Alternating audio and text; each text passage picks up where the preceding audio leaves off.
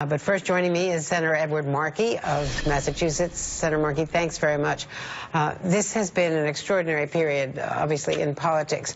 What do you make of the allegations, particularly about Russia's involvement in trying to influence the election?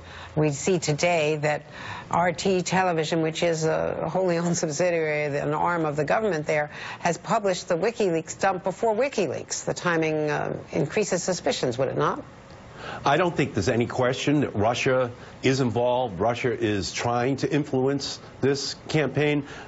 It's pretty clear that Putin believes that he can cut a much better deal in region after region all across the planet with Donald Trump than he would be able to with Hillary Clinton. So I don't think there's any reason to not believe that the Russians are actively interested in seeing Donald Trump be elected as our next president.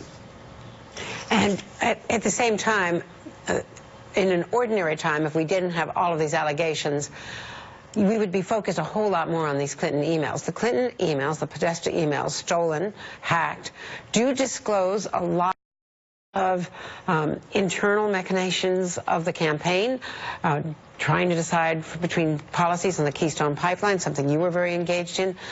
This ought to be a matter of real concern to Democrats as well as Republicans.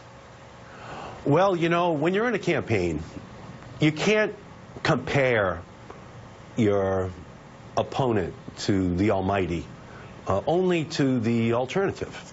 And so Donald Trump doesn't believe in climate change. Donald Trump has no plan on ISIS. Donald Trump has no plan on health care. Donald Trump has no plan on anything that he has articulated thus far for the American people to be able to decide. He's like the first PR man, Elmer Wheeler. He used to say, sell him the sizzle and not the steak.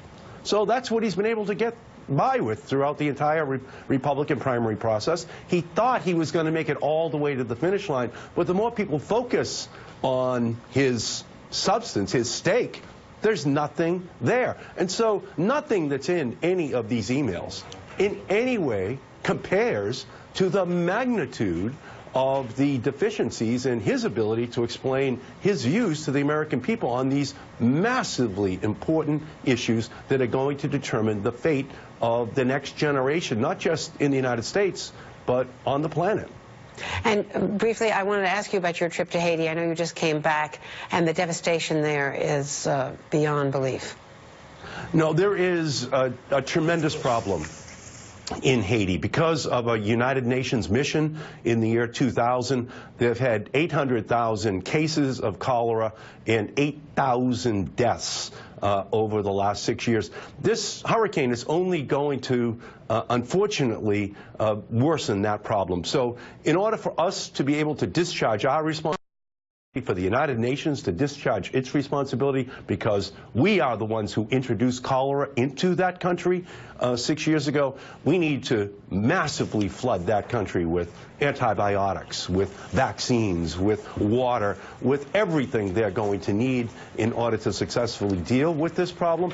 And long term, and by long term, I mean in the next several months, we need a massive program, which the United Nations announces, to go in there and to help them rebuild their health care system, their water system, their public health system, in order to deal with this cholera program. Unfortunately, the world has a huge obligation to Haiti. We have, as a world, not discharged that responsibility. This hurricane, once again, focuses the world on its moral responsibility to deal with a crisis in cholera that we, believe it or not, we, the Western world, actually created in that country.